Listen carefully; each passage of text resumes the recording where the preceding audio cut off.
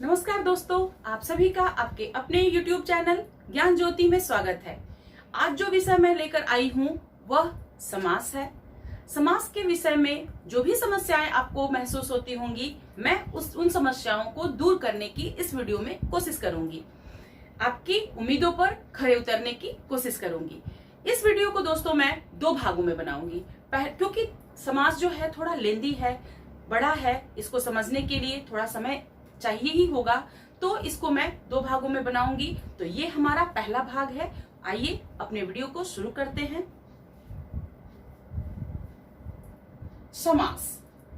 सबसे पहले बात आती है, ये समास शब्द है क्या, समास कहते किसे हैं। तो इसकी परिभाषा, जिसको कि आप अपने शब्दों में कई तरह से बोल सकते हैं, लेकिन जनरली हम एक परिमार्जित भाषा के रूप में प्रस्तुत करते हैं परिभाषा।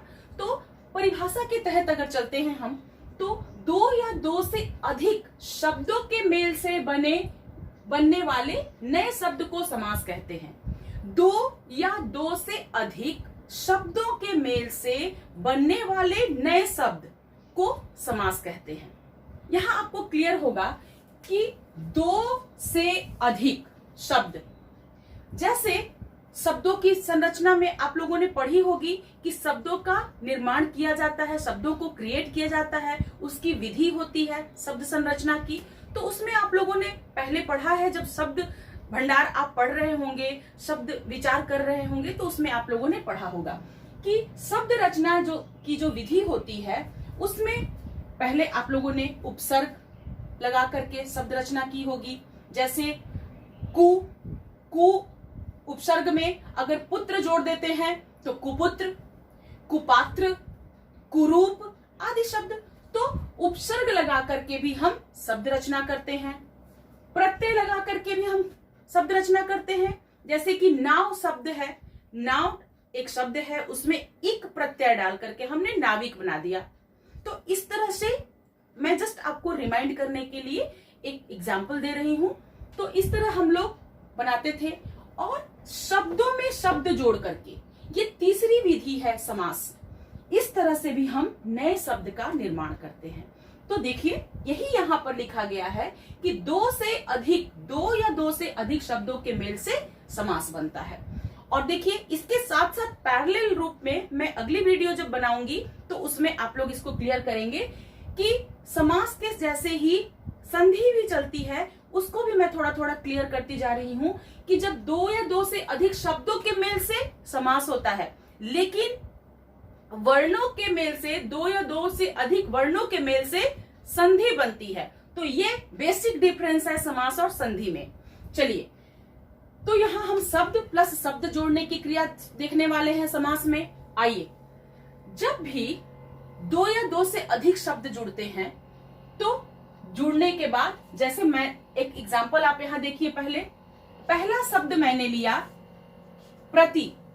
प्रति एक शब्द है, इसको आप कह सकते हैं EVERY, एवरी, प्लस साथ में अंग्रेजी के साथ चलते हैं ताकि क्लियरिटी हमारी ज्यादा अच्छी हो।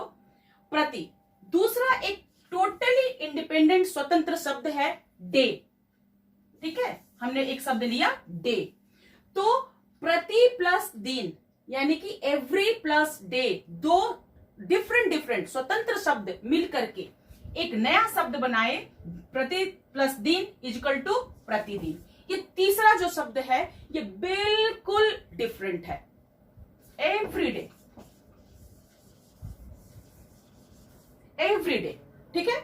तो ये हमने एक शब्द, पहला शब्द लिया, तो शब्द प्लस शब्द इक्वल टू तीसरा स्वतंत्र शब्द। 2 शब्दों को मिलाकर के जो नया शब्द बनता है वो समास। तो ये हमने एक समास का ये किया, क्रिएशन किया, समास पद बना। अब देखिए, ये मैंने लिखा है ऊपर में पूर्व पद प्लस उत्तर पद। जो दोनों शब्द जुड़ते हैं समास में, 2 शब्दों को जोड़ करके बनाया जाता है, तो जो पहला पद होता है, पहला शब्द होता है, इसे पूर्व पद कहा जाता है। तो पहला पद अर्थात पूर्व पद। दूसरा जो शब्द होता है उसको उत्तर पद कहते हैं। पूर्व का अर्थ ही होता है पहले वाला, और उत्तर का अर्थ होता है बाद वाला। तो पूर्व पद प्लस उत्तर पद इक्वल टू समस्त पद, दोनों मिलकर के एक हो गए, समस्त हो गए, पूरा हो गए। तो ये हमारा समस्त पद बना। तो प्रतिदिन बना। तो देखिए प्रति अकेला एक इंडिविजुअली भी यूज होता है, दिन इंडिविजुअल इंडिपेंडेंट एक शब्द है, दिन, प्रतिदिन एवरीडे इंडिविजुअल शब्द है। आप इसको अलग अलग भी यूज करते हैं इन शब्दों को, और एक साथ भी यूज कर सकते हैं। Like I use to go temple every day, everyday प्रतिदिन मैं मंदिर जाता हूं या जाती हूं। आज का दिन रविवार है, टुडे इज संडे, ठीक है, आज का दिन अच्छा है। तो इस तरह से दिन का प्रयोग हमने किया। प्रति, everyone has to do this work. अब आइए बात आती है, जो हमने समस्त पद बनाया, एक जो बनता है समास, समास को ही समस्त पद कहते हैं, याद रखिएगा। तो समस्त पद को विग्रह करते हैं, उसको जब फिर जिस चीज को हम जोड़ते हैं फिर उसको अलग भी तो कर सकते हैं, उसको तोड़ भी तो सकते हैं। तो ऐसे कंडीशन में जब पूरे शब्द को तोड़ते हैं तो उसको कहते हैं समास, समस्त पद विग्रह, तोड़ने की क्रिया को, उसको अलग करने की क्रिया को। तो समस्त पद विग्रह, जैसे कि एक एग्जांपल देखिए, पुरुषोत्तम, तो पुरुषों में उत्तम। अब देखिए पुरुषोत्तम समस्त पद को हमने ब्रेक किया तो हमने पाया कि पुरुषों में उत्तम, 3 शब्द इससे निकले, ठीक है। अब देखिए माता पिता, बीच में ये हमारा योजक चिन्ह है, इसका अर्थ है, ये भी एक समास है, आप लोग आगे चल के इसको हम लोग विस्तृत रूप से जानेंगे। माता पिता अर्थात माता और पिता। अब देखिए इसमें और शब्द का लोप हुआ है, इसको यहां से हटा दिया गया है। इसमें भी ये शब्द का में का लोप हुआ है, ये हट गया है यहां से, और इन दोनों के हटने से ये दोनों मिल गए हैं। और देखिए हमारा बना समस्त पद क्या, पुरुषोत्तम माता पिता। तो ऐसे समस्त पद को ब्रेक करने की क्रिया को ही समस्त पद विग्रह कहते हैं, ठीक है, या इसको समास विग्रह भी कहते हैं। और सीधे सेम इसी तरह से संधि में वर्णों के तोड़ने को वर्ण विच्छेद कहते हैं, क्योंकि उसमें वर्णों का मिलन होता है। समास में शब्दों का मिलन होता है, मेल होता है, और संधि में वर्णों का मेल होता है। तो जब मेल टूटते हैं वर्णों के तो वर्ण विच्छेद, और सब पदों के मेल टूटते हैं तो विग्रह। तो विग्रह और विच्छेद, ये दोनों शब्द आप लोग कभी भी कंफ्यूज मत होइएगा, क्योंकि बच्चे अक्सर कह देते हैं कि समस्त पद को जब ब्रेक करते हैं तो वो विच्छेद होता है। बिल्कुल नहीं, समास में विग्रह होता है, संधि में विच्छेद होता है। तो यहां हमने इस पूरे इस बोर्ड पे अभी हम लोगों ने जाना कि समास क्या है। समास एक शब्द निर्माण की प्रक्रिया है, विधि है।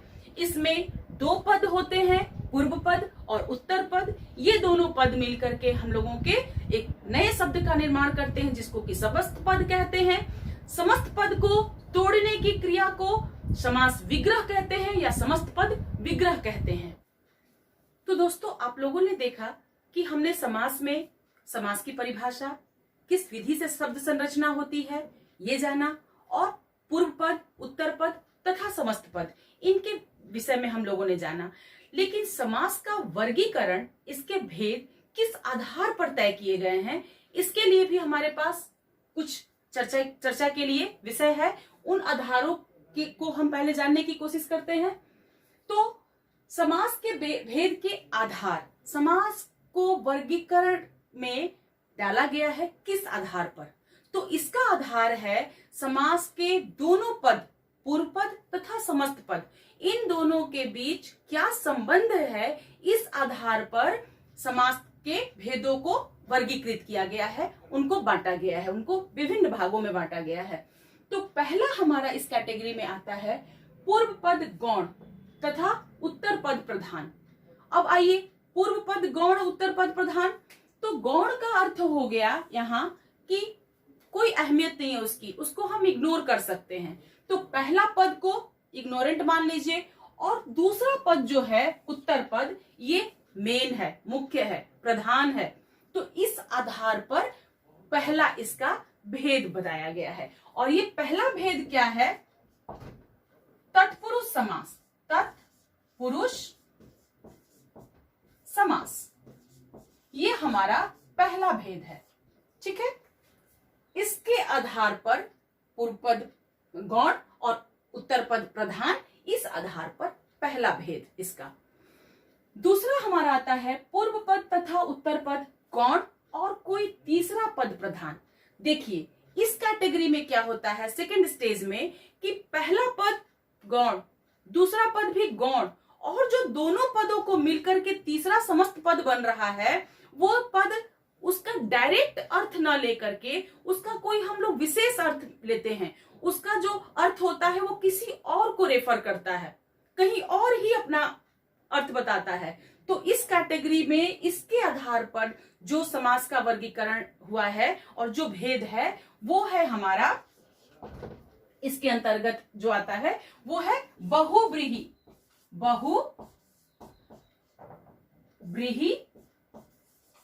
बहुव्रीहि समास। बहुव्रीहि समास।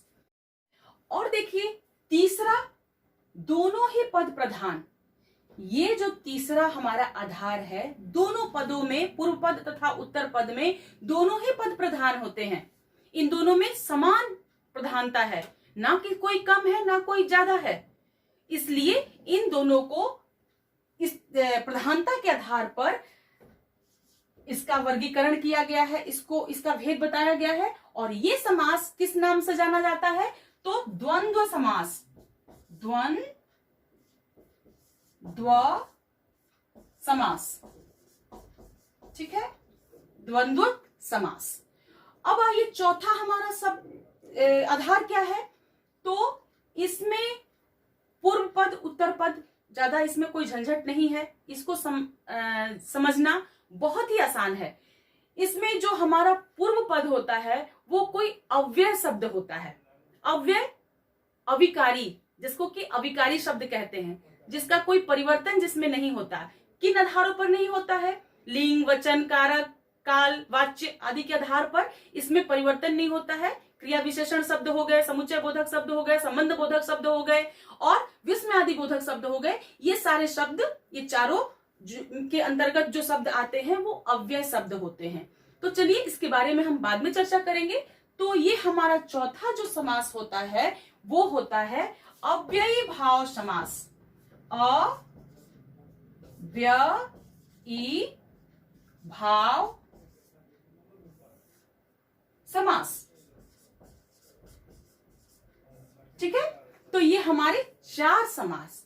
अब आप लोगों को अगर थोड़ी भी जानकारी पहले से होगी कि समास के कितने भेद होते हैं, तो आप लोग जानते होंगे 6 भेद होते हैं। तो 6 भेद में मैंने तो यहाँ 4 बताया, क्योंकि इन आधारों पर हम लोगों ने अभी डिस्कशन किया।